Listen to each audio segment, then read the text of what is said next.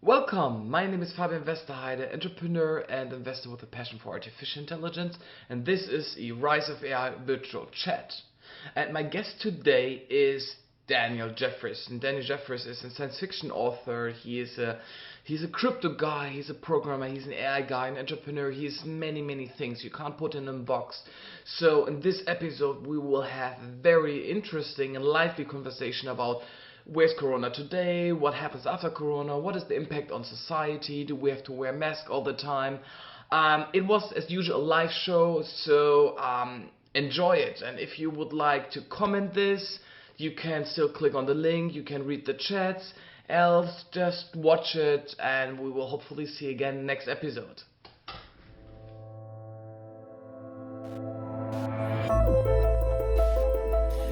Good morning and welcome to the new Rise of AI virtual chat series.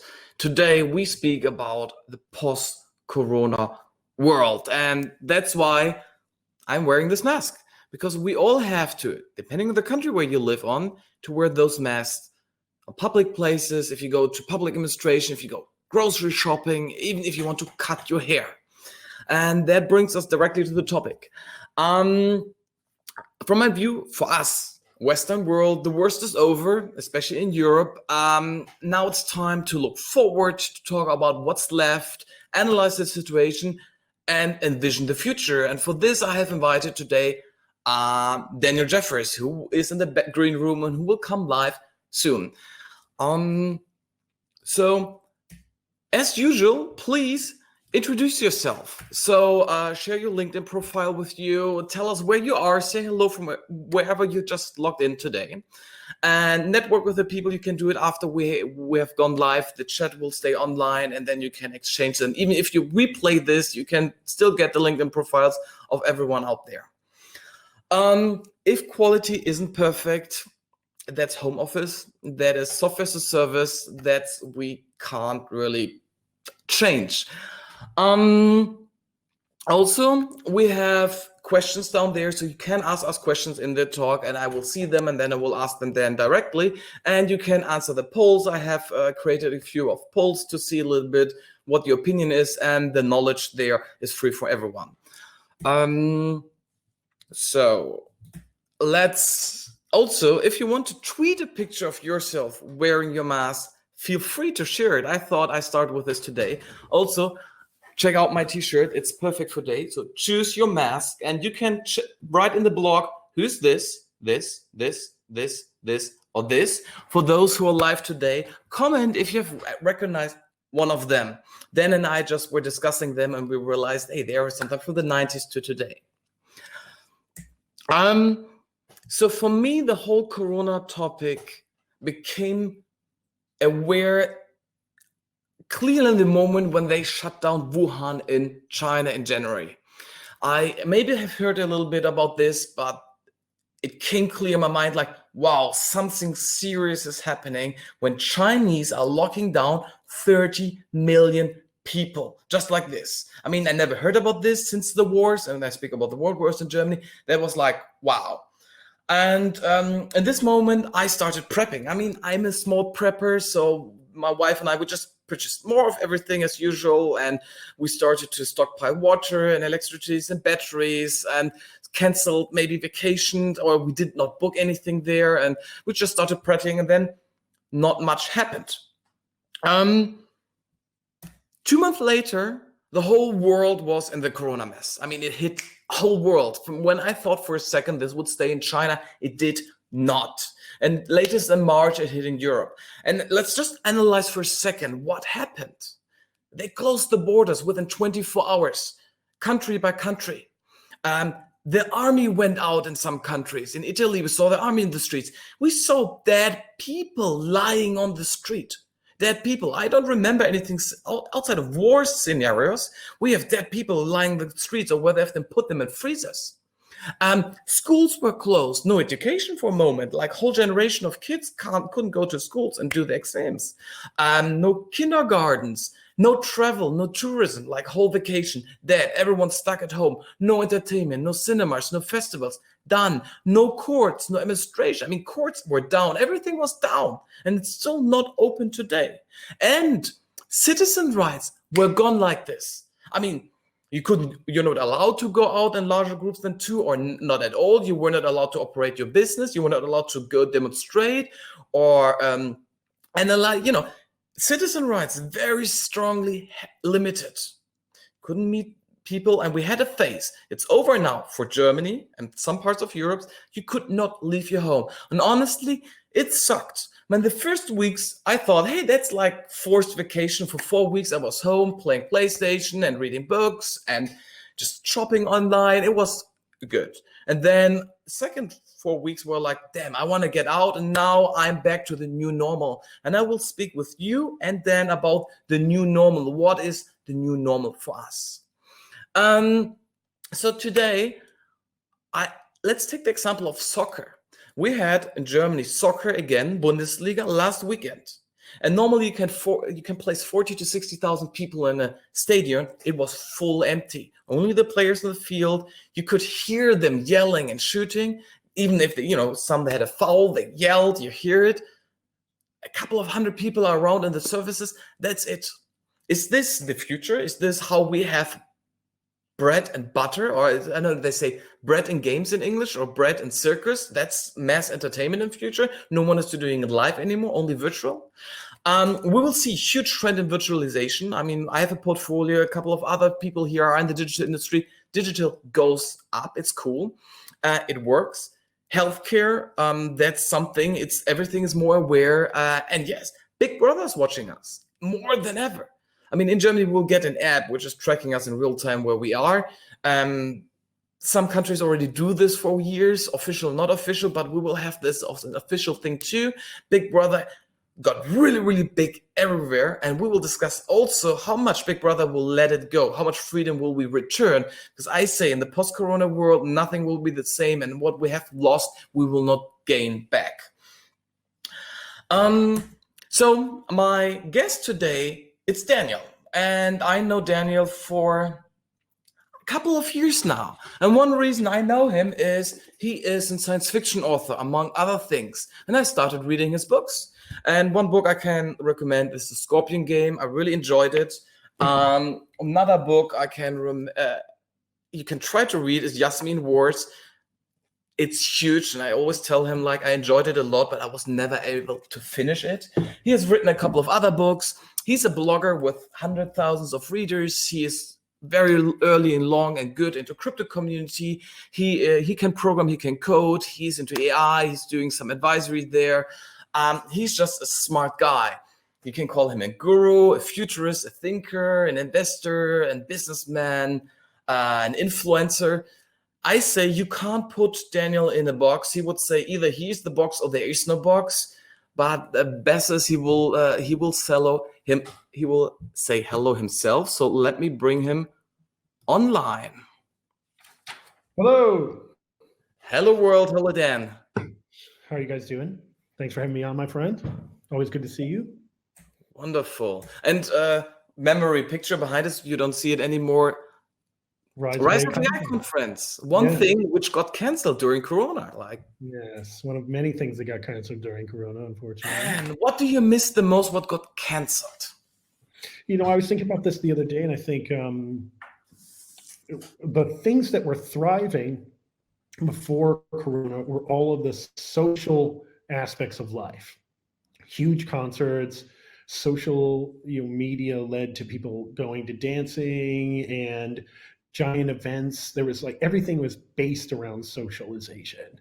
And if you think about even the clubs here in Berlin, the cafes, it's a fantastic city to meet people easily. I always meet people at different cafes that I would go to in the mornings, friends, lovers, just random people that I enjoyed a philosophical conversation with. And the clubs here can go for 3 or 4 or 5 days. And now we see the clubs opening just now to be bed, sort of bed and breakfast or beer gardens, but with a strict no dancing policy. So I think those kinds of social gatherings and the big travel. I was a digital nomading for 2 years, so I miss being able to just get on a plane and go to another country and stay there for a month or two and enjoy the local culture dramatically.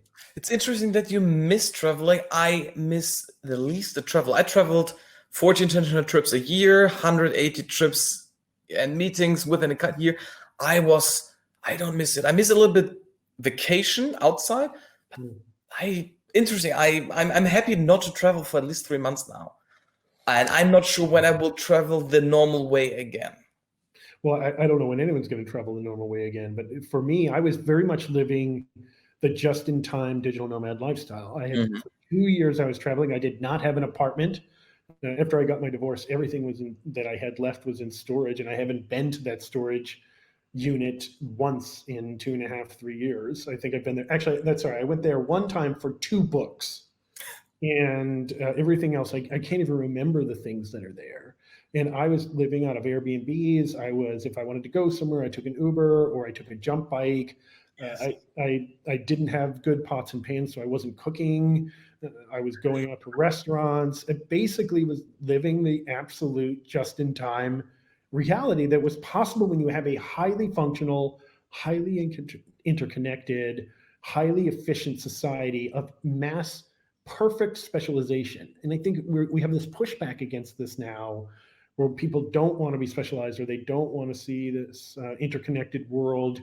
And my answer to them is, do you like that smartphone in your pocket? Because the components from that smartphone come from 40 to 100 different countries. Touch that in terms of labor, in terms of where the things come from. And even if you want to be a diehard person, like, you should be fostering local businesses. Local businesses are amazing. But if you wanted to go up and set up the ability to build a battery factory or a smartphone in your country and do everything in your country, you could not do it. You wouldn't be able to get the lithium, right? Because lithium you're going to get out of Bolivia and Argentina. You could hire all the people locally, build a factory, and you could not make lithium batteries, and you could not make a smartphone.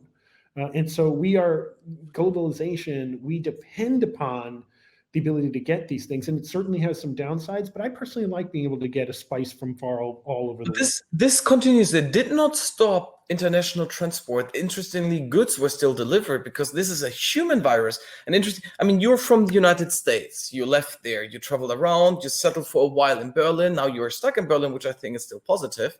Yeah. And the one reason to come to Berlin, the social life, that's gone. Yes. We speak about all the dating, all the clubbing, all the daily afternoon networking. That's all gone. Let's for a second. Let's take 10 minutes and speak about where are we standing with the Corona thing. Start first world, Europe, United States, China, and then let's jump a little bit what's coming for Brazil and Africa.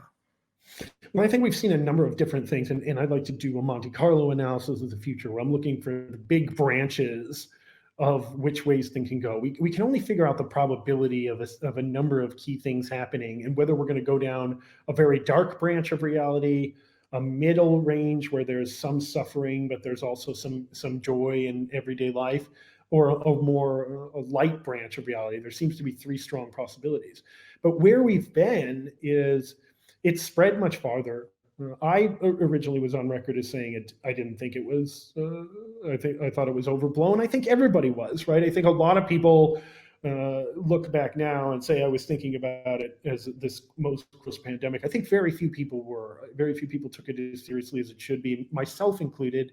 And I don't mind making mistakes. I'm not afraid to stop. We are not in the business. It's not it's not that this can come every day. It's like we speak about super intelligence, and 99% of humankind has never heard it. Yeah. And except of Hollywood, they don't expect it coming. But there are maybe 0.1% of society who knew this would come because it's their job. That's right. And so they knew it. And so, but it was very quickly when I started to see the signs kick in. So when you look at, I think it's 10 or 20x widespread. We know the numbers are not correct, right? Yes, I always say it's 10x or up to 100x for who's real infected. Right, who's really infected. We have, if you look at the numbers, we've started to see the death rate fall, which I think, in other words, if in the beginning, the only people who were getting tested were the sickest people, right? And so naturally the death rate was inflated. And so I've watched on the Corona World Stats, which everybody refreshes. By the way, don't refresh it all the time. It's not good for your mind. It's not good for your spirituality. It's not good for your everyday mental well-being. And part of this time in isolation is a time to reflect. It's a time to take care of yourself. Your job is taking care of yourself mentally and physically in this time more than anything else. So don't sit there refreshing it all the time, but don't bury your head in the sands. Look at it. And I have, leading up to this, took a look at the stats, and the death rate had been consistently at 20%. It's been falling to about 14%. But what I've seen in a very worrying trend is a number of things. One is an explosion in third world countries, and an explosion in countries that are particularly good at denying reality. So we've had this kind of culture in the last 5 to 10 years of information warfare. That is, if you tell the best story and you tell the best and most compelling lie, and then the other side competes, eventually one of those becomes a dominant belief system for a huge chunk of people. This is very effective when there's no actual problems in the world, when it's all manufactured and you're manufacturing drama and you're manufacturing divisions for political gain. It is a horrible thing when you come up against an actual problem and you need to look at real reality. I have a friend of mine who's a futurist, Jordan Greenhall, and he said the 3 people he loved talking to were ER people, okay, special forces soldiers, and traders. And the reason is all of those people, if you're good at those professions, you have to see reality as it actually is, as opposed to how you imagine it, because otherwise there are consequences. If you don't see reality as it is in the ER, people die. If you don't see reality as a trader, you lose lots of money. And if you don't see reality as a special forces, people around you die or you die, right? So to add to my view, traders, the stock market dumped like huge, 40% record, but it returned pretty well. And I was one of the preppers. I liquidated everything before I waited. I entered the market at a time. I'm in a huge surplus with my portfolio currently. So trader, the other one, and this is interesting. I'm still mixed. Like, I'm not a risk group. If I wear this mask, it does not help me. I still get infected. It only is useful if I'm infectious, and it prevents me infecting others. Yeah. So it's only normally you only should wear a mask if you have it, or if you don't know. And that's the thing. We don't have enough tests. I spoke a couple of days with someone who works in ER, and she told me this is serious. She said it's stronger than an influencer. It's heavier. And it is killing people or makes them very, very sick. So this is my point. Do we want to get rid of the influenza, Grippe in German? Yes, a cold. Do we want to get rid of it? And the whole world decided we don't want this.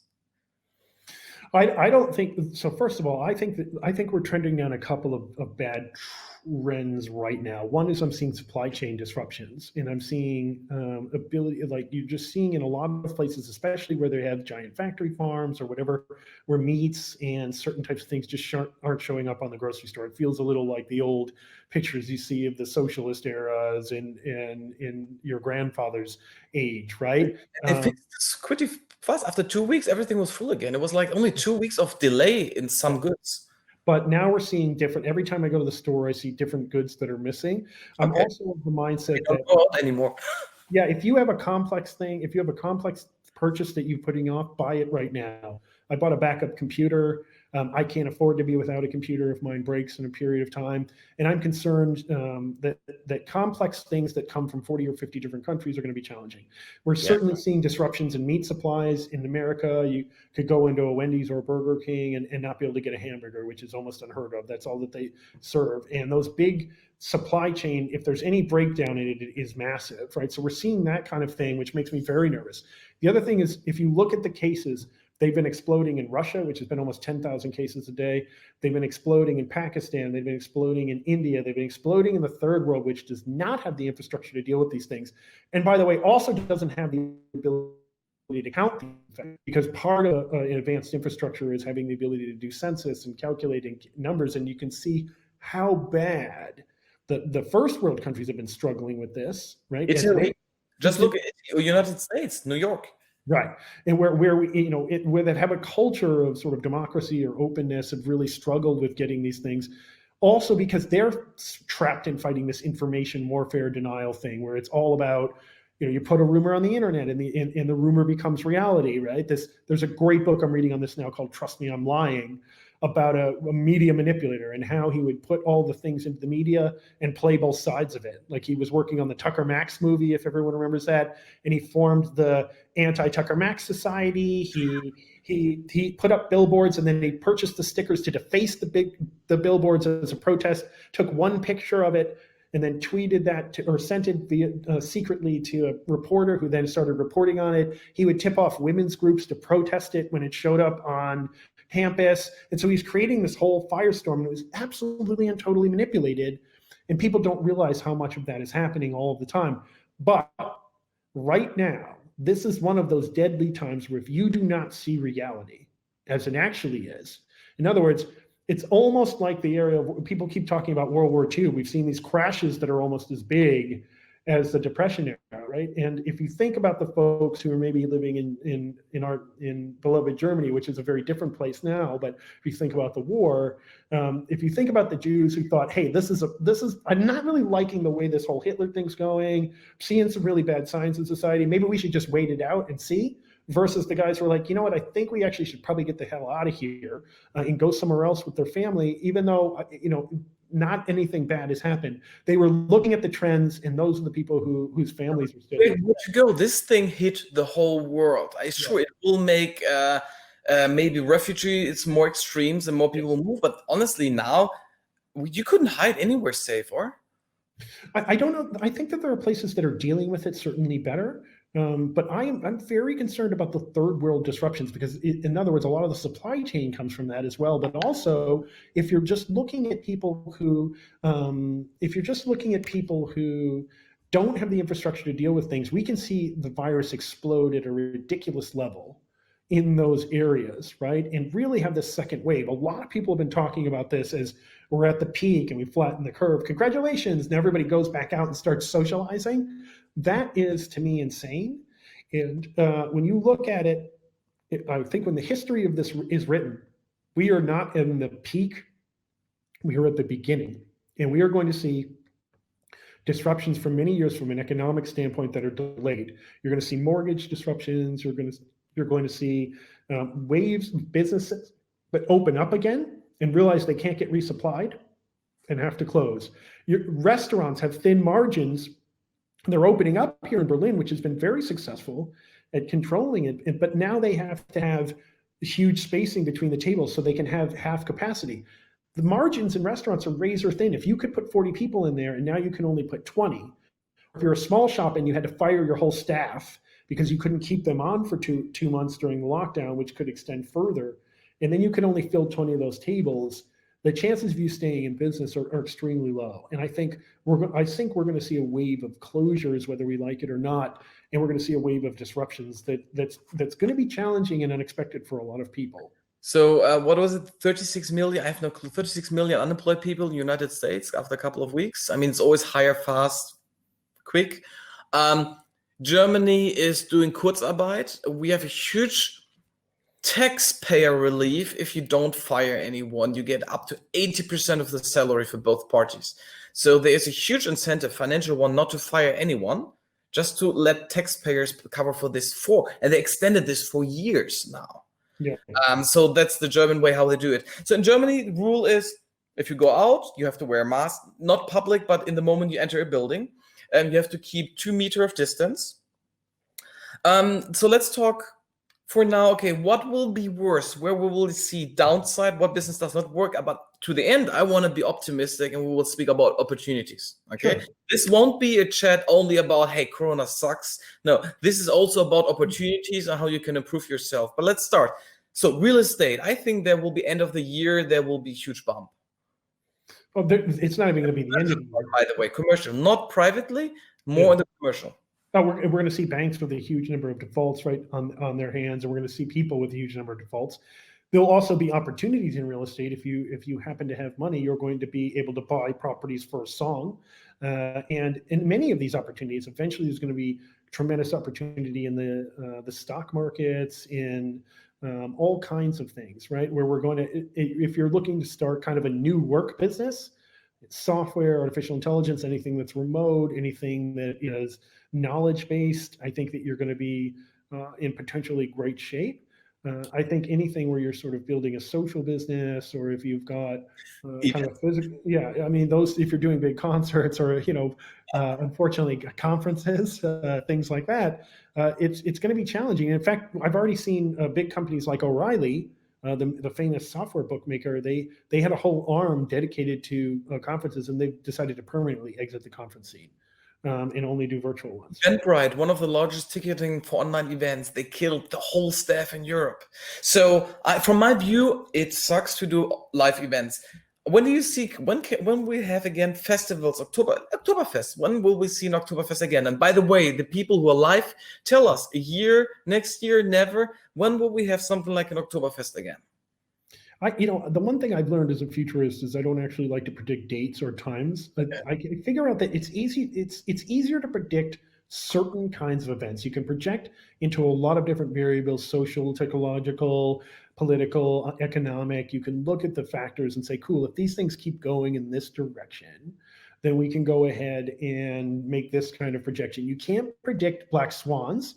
So you can't predict the invention of the printing press or a computer that absolutely alters the course of reality. You can't predict when something will come. But I also find when people go, cool, it's going to be 3 months or 6 months or a year or 10 years, I find those predictions are inevitably far off the mark, and they've been too far off the mark. And so I just try to say, what are the possibilities? Where is the probability of this stuff going? Now, socializing. Let's take socializing and events. Yeah. Because everyone understands, most of us are here because we like to socialize, we like to learn. Learning, educational, virtual events, live, physical, meeting people, not for fun, but for business. Where do you see the trends? Like, what is the patterns you see in your Monte Carlo scenario? I would likely see more social events than I'd see business events. Business events have a negative ROI if the fact that you lose sort of valuable employees going there. And the benefit a lot of times in these big business events are generally not as high of an ROI for the attendees as we imagine. I think it's a lot of people getting out of work for the day. And occasionally you have very high bandwidth events like the one that you guys had, where you had Rise was always amazing and people loved it, attending the conference. Yes, it's a great exception. Right, and super exception. We were always no, but it was. I mean, you always invited really cool, intelligent people, and I had fun networking at it. We had a great time every time. But a lot of these huge events where you basically pick the lowest guy and gal on the totem pole to send them along and collect T-shirts and pick up swag, and a few people give a boring presentation from slide decks where they look like they're half asleep and haven't had any coffee. I don't find these types of events ever useful. I never found big corporate events when I work in them and we do these big sales kickoffs and everybody get together and basically get hammered for 3 days and then pretend that they were interested in these events that the company put together. I find all of that shit to be incredibly useless. Just like I find it useless for people to drive to a place of work unless you have a physical thing that you're doing. You're building something with your hands. But knowledge workers driving to a location, to me, is something that I think we'll look back on in 50 or 100 or 1,000 years ago. That was some caveman level shit. Like, what? I do here for a second too. Yeah. Zoom works good and it's a helpful tool, and I do investments all over the world. What I truly miss most is a handshake. Meeting a person first time, shaking the hand and feeling the grip, the personality, so much you can see from a first handshake or a first hug or something like this. I'm honestly missing this part, and I can't replicate this virtual. So sometimes there are meetings I want to attend in person. Also for team, I have a larger team and they enjoy being physical in a room. So for team purposes, this is to be considered too. You are specialized. No, and I'm sort of a hybrid personality. I love to be, I'm both an introvert and an extrovert at this point. I get energy from both of these types of things. Primarily an introvert. So, and I do think that there's work where it's good to socialize. A team gets together every couple of months, or they get together once a week or twice a week to work on things together. All of those things can be useful. And yes, meeting people in person, you see something that doesn't come through in Zoom. They have a whole concept of Zoom fatigue now, where you're missing certain aspects, the smell, the body language, the full expression of somebody's character, the physical feeling of warmth or connection you get with somebody, the vibe. That's not coming through, right? You're getting only two of the senses, visual and auditory, and sometimes badly one of or both, where you get the kind of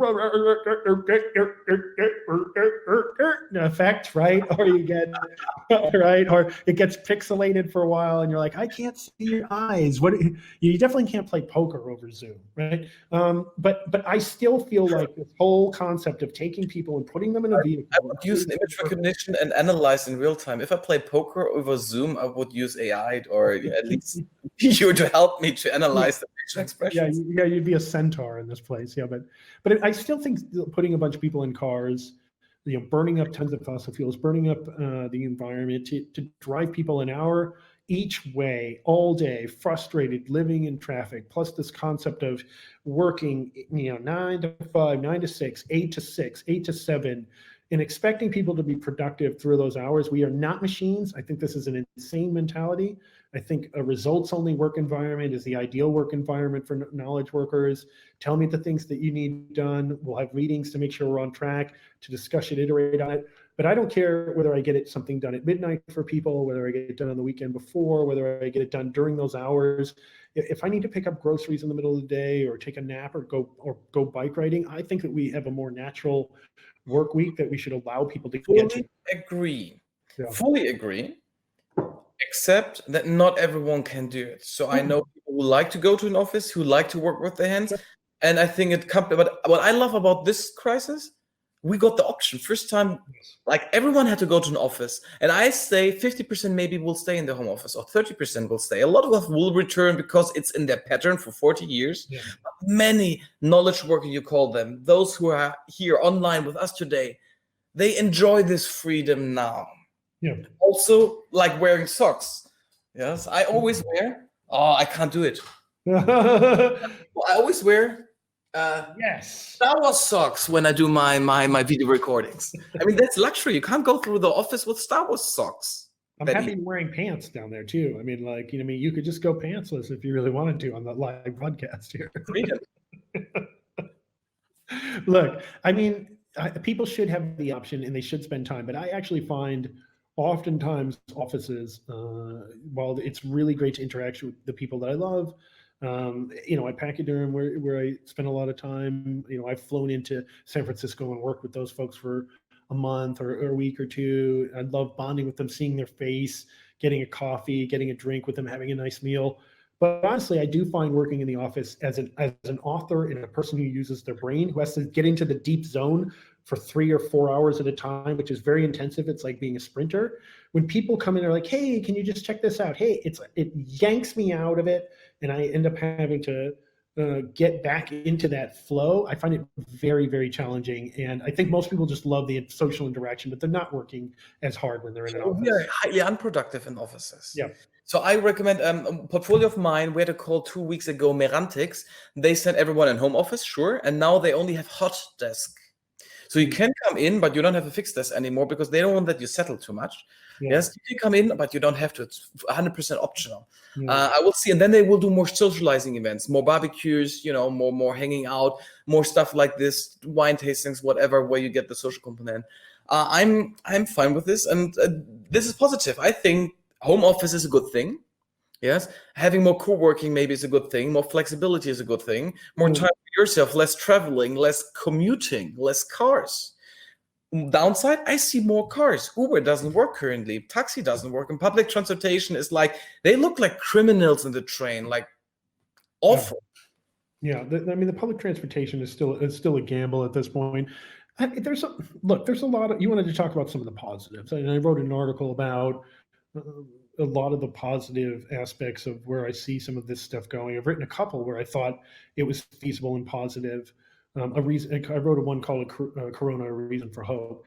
The interesting thing is people are feeding on the fear. They don't actually want to hear solutions or anything that's positive about it. And I've had the lowest readership on my positive articles about this space versus anything else I've ever written, because people are They're addicted to the fear. They're addicted to hearing about the horror show, and they don't want to see it. And that's really disappointing to me. That's really sad to me, because I think there is a lot of reason to hope. I think the open science is accelerating. That's more of this science where you absolutely share your results, your data. The genetic sequence of the virus is on site almost immediately. People were downloading all over the world. Amateur scientists, you don't just have to be from a top-line institution. Data scientists, people who are at-home tinkerers can start looking at this data. Maybe you get a breakthrough from some kid who's 15, who's a genius in Abu Dhabi, right? Working on this thing, and all of a sudden comes out with a key breakthrough that people build upon. That's exciting. That's super exciting stuff. So I see a big opening of potential communication. I see an acceleration of science. We can get drugs synthesized and to market faster. As artificial intelligence was accelerating the ability to crank through different types of drugs that already are approved. That's a very laborious process where you kind of do trial and error to go through the. It's nothing with Corona. So what did it do? So I would say Corona is accelerating the whole digitalization, automation trend. Yes, for sure. It's an accelerator. But I'm thinking what changed what wasn't there before, which was not accelerated, which like kickstarted it or it brought it over a critical mass. For example, virtual reality, it's not. It did not bring us the virtual reality now everyone using. Well, one of the things that it accelerated was something I never thought I'd ever see happen in Germany, which was several government agencies going not requiring paper for shit. Yes.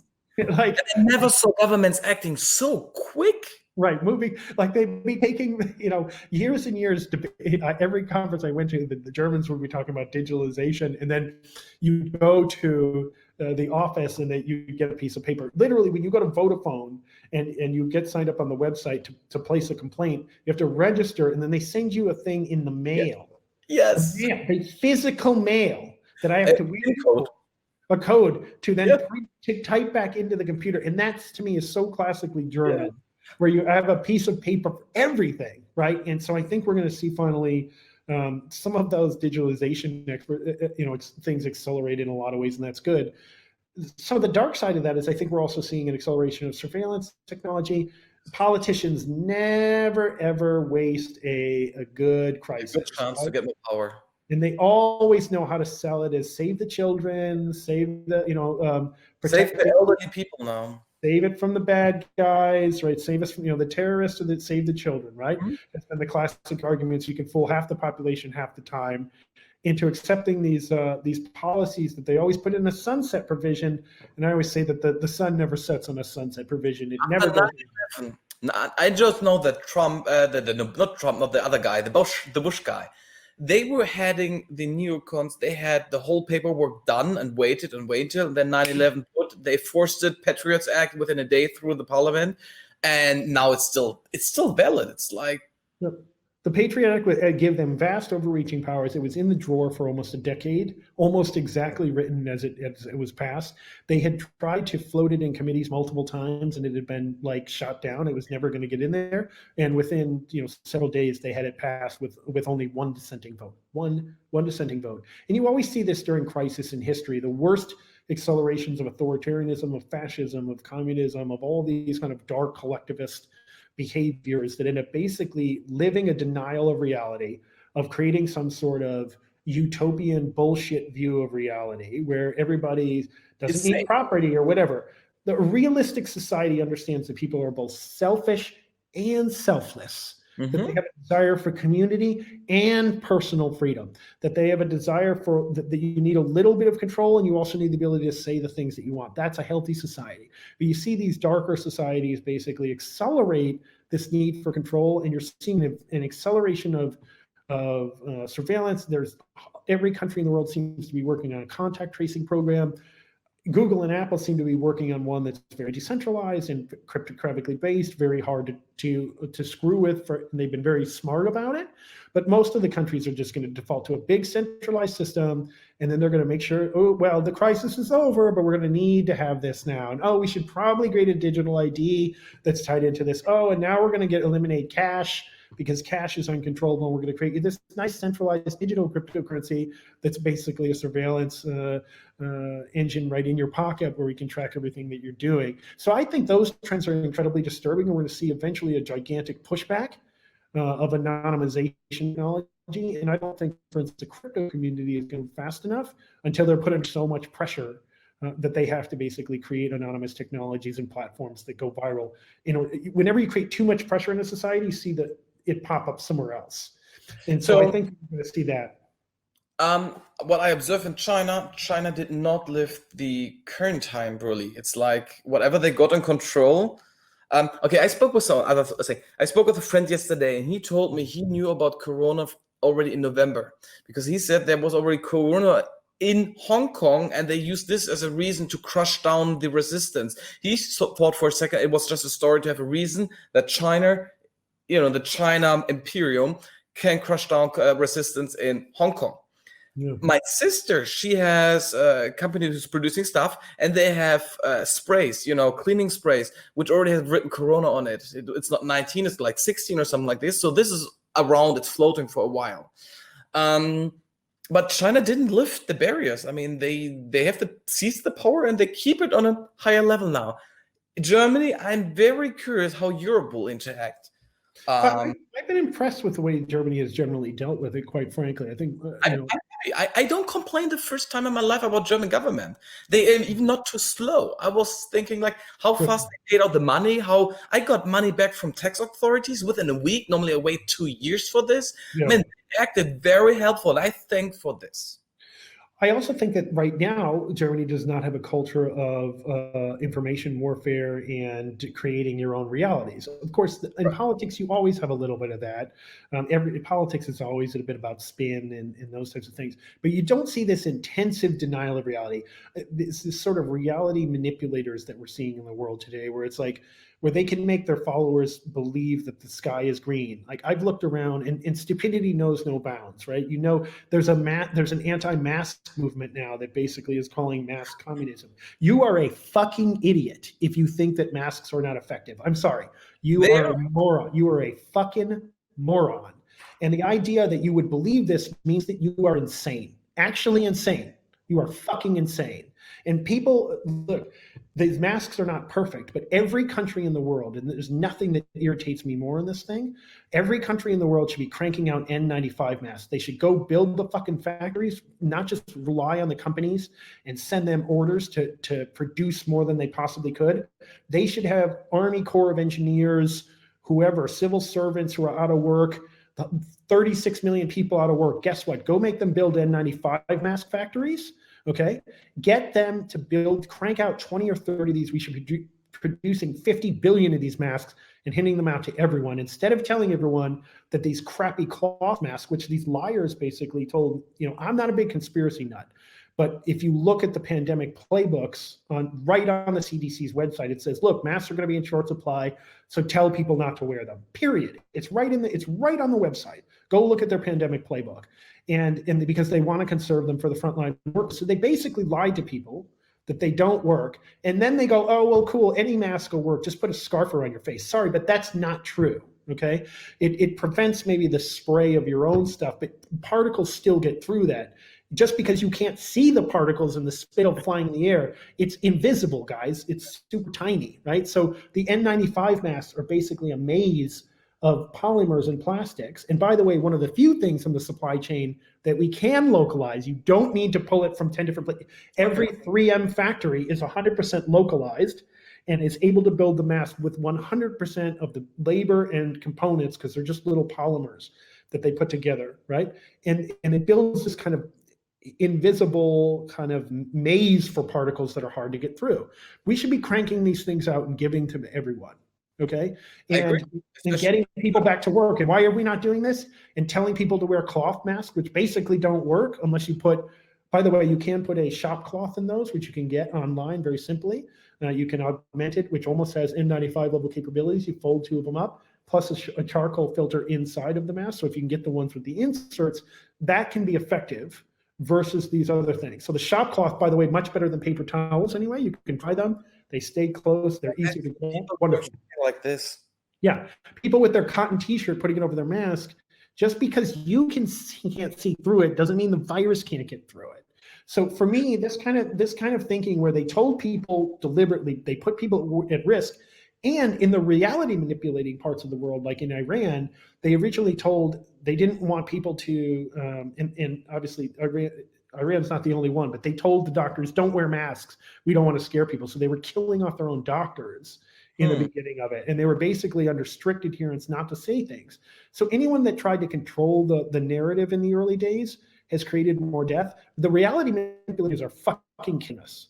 And it's time for the first time in our lives to wake the fuck up and throw them the goddamn out of office. It's necessary because they're hurting us now. And this is no longer a game where everybody on the other side is stupid and I'm a genius. No, you are not a genius. Everybody only has a small amount of understanding of the world. Okay, we are a sphere where the sum totality of knowledge is, and you are a tiny little fucking pea point on that sphere. Okay, and that's how much of reality that you can see, and that's what everybody is, right? The genius people can look at 5 or 10 or 20 or 30 different points. They can step into someone else's shoes. But if you're in this camp now where you know everything and the other side is a bunch of morons, you are a moron. We need gray area thinking. We need reality-based thinking. Morons, let's talk to our audience, which are the good people and the smart people. Yeah, sure. And staying home. What do you think? How long will this? So for me, physical and most annoying is the social distancing out there. Sure. Yes, you can't go in a cafe, you can't sit in parks. You still don't know if you can meet larger groups. I mean, I invited you to paintball. You didn't join for your reasons because it's too many people you don't know. So we are still like, it's not only slow, it's pain in the ass. It's terrible usability.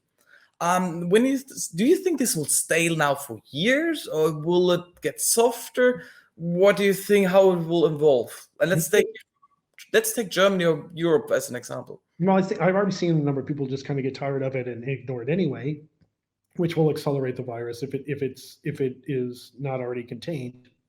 I do think it creates psychological damage, right, in some respects, right? Over time, when you're no longer interacting with people, when you can't do a fist bump or a hug or a kiss on the cheek, you can't meet somebody random and think about something as simple as somebody dropping their keys in a restaurant. You're like, oh, you dropped your keys, and you tap them on the shoulder, right? And here's the keys that you did. Those little niceties start to fall away. And your ability to help a random person falls away. Your ability to interact with someone in a kind way. The mask, in a way, that the big downside of it, it does remove a certain level of emotion, right? When you're communicating with people, my smile, your smile, right? The expressions that we have, right? All these things are really hurtful to these things. Or not being able to go spend time with your friends. It's my girlfriend's birthday now, and we wanted to have a picnic, but we're a little worried about it, right? And you want to just be able to go and be free and interact with people. Humans are social creatures. And we know this because when we look at people who are in solitary confinement for many years, if you've ever seen any prison documentaries where they think solitary confinement is this good thing, because it's a horrifying thing. When you go in with the cameras, you hear everyone screaming like an insane asylum. You know why? Because it is an insane asylum. Humans are not meant to be isolated on their own and distant. We crave touch. We crave connection with other people. Even if you're an introvert and you like a lot of time by yourself, I was an introvert for a long time in my life, but I didn't realize how much I love the option to just go out to a bookstore, go out to a party when I wanted to, and go out and meet someone when I wanted to, and then spend 2 weeks by myself, right? So for everyone out there, you can ask more questions. For the live audience, everything is watching replay later. You're too late. So there's one question from Thomas Anderson. Yes, if traveling is so restricted by flight hygiene protocols, is it not the rise of immersive VR traveling back at your safe home? I do not fully understand the question, but what would be your answer? Well, so first of all, virtual reality is on the rise regardless. It has a number of amazing characteristics. I interviewed someone on my Daily Post Demon podcast who had built a VR molecule creator and changer. So you can visualize an entire molecule in space.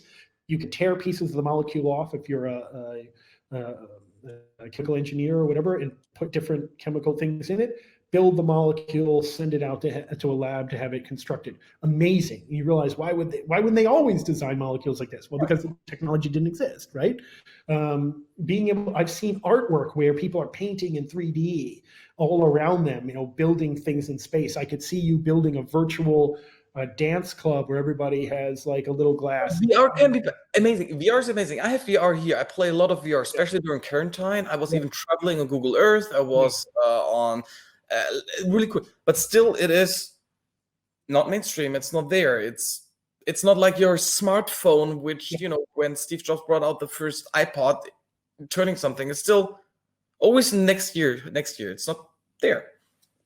The technology hasn't advanced enough. It still needs a few more generations to be something that I just put on my shades and I can use it anywhere. I see augmented reality being a bigger thing in the long term, like a hybrid reality where you're projecting footsteps on the ground and seeing meta information about, oh, that's my girlfriend's birthday and it's coming up, like popping over her head, right? Those kinds of things, right? Your anniversary for guys, like good luck. Finally you'll remember it like it was coming out of your own brain and you can look like a hero. But look, people still have a need to travel. They have a need to go places. It's like I always said, the first time that I saw a Van Gogh in an actual museum, I realized I had never seen Van Gogh in my entire life. I'd seen so many pictures of Van Gogh. He's one of my favorite artists. But until you see the physical paint and you realize he slathered it on so that it's almost three-dimensional. It's goopy. It's huge. It sticks off of the page. And the colors are so intensive that they can't be reproduced by even a high-resolution camera. And when you see it in these old grainy books, you're not seeing it. So being able to travel VR, not the same as being able to go to a country, smell it, taste it, touch it. And look, reality is the greatest video game of all time. The reality is the greatest game of all time. It's the real Matrix. There's there's like the old song said, ain't nothing like the real thing, baby. But VR is an amazing technology. It's currently our ground simulation, or basically for us. I agree, but VR. Maybe I will do a dedicated VR talk one day because it is a joy. I enjoy playing games on the VR significantly more than on the screen. I like traveling more than looking at picture books. Even social interaction. I have a couple of really cool work mentioned. It's a lot of fun interacting, meeting new people, so it works. Back to the topic. We have roughly 10 minutes left. If there are any questions, they can ask us now. Where do you see? I would like to be more the positive thing. Where do we benefit more? And I think I want to go to court virtual. I like this. Less paperwork would be nice. I still don't feel enough positive vibes out there. Like, hey, that's honestly improved better for the world. Look, every crisis. I mean, there's a concept in economics where you call the broken window fallacy, where you break the window and then you fix it, and suddenly you've had growth. I don't fully agree with it. Obviously, we go to these boom to bust cycles, and it's a chance for renewal. It's like when parts of the forest burn down, and then new trees are free to grow. Sometimes when old things do need to be destroyed, and they have a way to hang on forever, right? And so I see a tremendous advances in therapies, right? Stimulating the immune system to be able to combat diseases. Our technology of fighting disease is very brute force. It's combine a bunch of chemicals in a lab and hope that they work. It's very brute force. I see it starting to scale faster. And I also see antibody therapy, people that's very different from a vaccine where you create a couple of things and try to give a semi-dead virus to people or a chemical to someone and hope that it stops it. Immunotherapy is finding people who have in immunity to certain diseases, being able to clone those antibodies, take them out of the body. So DARPA's been funding a number of those companies for the last couple of years. And so I expect that technology to accelerate. And then it's the type of thing where maybe we can synthesize antibodies and just inject those into people. Now your own immune system can handle these things. Okay, that's health. What about health? I get business. Like we have here people who work for tech agencies with PR people, and we know companies have less revenues currently. They have no events, no marketing budget. Everything is down. We've seen an increase of budget. So one example from my view is live events. A colleague of mine, he started switching his agency 100% to say, hey, we do live events now. And all the large corporations who had in physical corporate events, they come now and say, okay, normally I had a budget of 2.5 million. Can you do it live, like virtual, for 1.5 million? And he thought, hell yeah, I can this, because the production costs are 99% less No location, no technique, no catering. I need a camera team. I don't even need food. All these huge cost drivers, they are gone. And for them, for example, that's huge business. They make more. I have a friend who's doing augmented reality. She says it's booming. It's more than ever. It's crazy. So these are like two markets. I say, hey, this is going up. Look, let's say, and by the way, there's a hybrid version of that where you do a bunch of virtual events and then you throw a big party where everybody who's local can come down to it or whatever, and you broadcast that too. Yeah, stay tuned. We will do this. Right. So then all of a sudden, like, boom, we had a bunch of streaming amazing events. We consumed as we wanted to. Maybe there's a little party for a few small people to get together, and then you go to an event and you just network and you do the fun stuff together, right? So that kind of stuff is going to be booming. Look, we're going to see obviously an acceleration of artificial intelligence technologies during this period of time, automation, robotics. A lot of these types of jobs, the meat packing facilities and things like this, are horrifying jobs to deal with. Create a PTSD. For this, and they can't get sick. They can't get sick. Do meat butcheries because it was high infectious. I have a portfolio company. They could do it in a year or two with robots. Fine. I mean, we could do operations on a heart with a robot. Right, and you won't need all the antibiotics. Like you said, they're not going to get sick. You won't need to have these horrifying feedlots.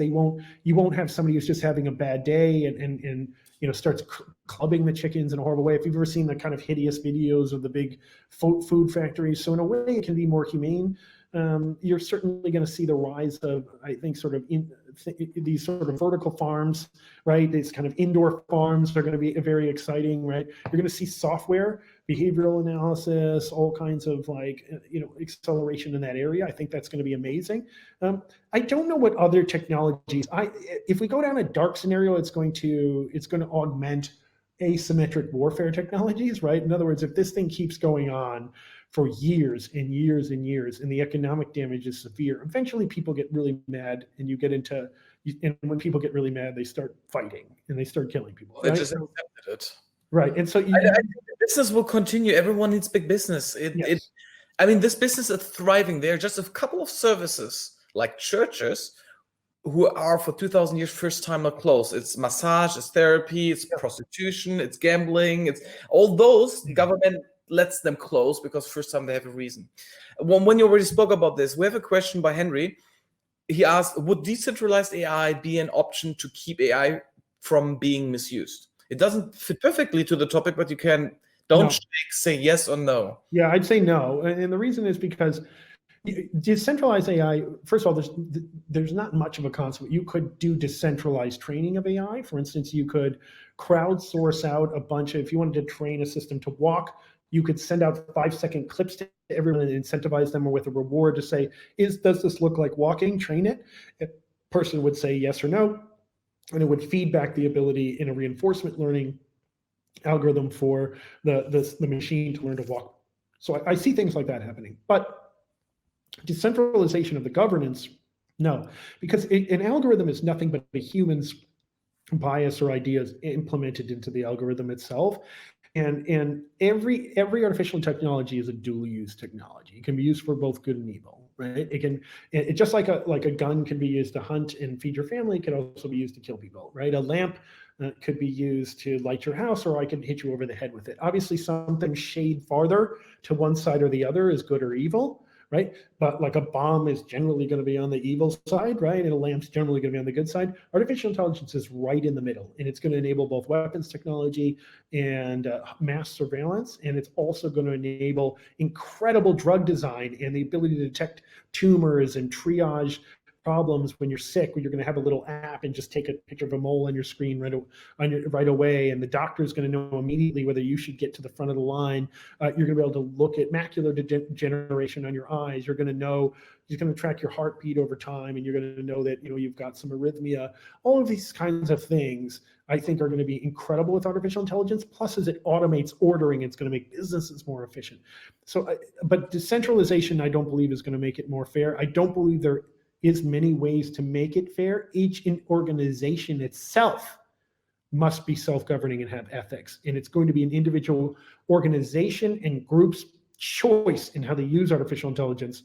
But the bad people are going to use artificial intelligence just like good people. And there's no. And we're opening here a long discussion. And we are coming to the end. Yes, we're almost talking for an hour. That's great. So to clear this picture up, we discussed it before. My shirt. Let's define them for a second. What we see here, and who do we have here? And if someone in the chat can correct us, I just know this is guy as well. Mortal Kombat, I would say, or Yeah, I think that's Scorpion on the left. Come here, get over here, right? I'm not sure who the one on the blue is, though. I know that's the Mortal Kombat. Mortal Kombat, maybe the opposite. Yeah. It's from the series Naruto. It's Kakashi Sensei. Yep. Yeah. He has a special eye. He's just cool. Okay. So what do we have here? And I have pants on today, but still. Who you recognized him, right? I believe that's Shredder from Ninja Turtles. From Ninja Turtles. And with Bane. Bane is obvious. Yeah. Bane is always there. Yeah. And Hannibal Lecter. Hannibal Lecter also. The obvious. Yeah. Those masks are much cooler. But the also only good guy is, by the way, he's a good guy in the series. The rest of they're all evil. Yeah, they're all evil, and their mask would not protect them from that. And we think masks are still.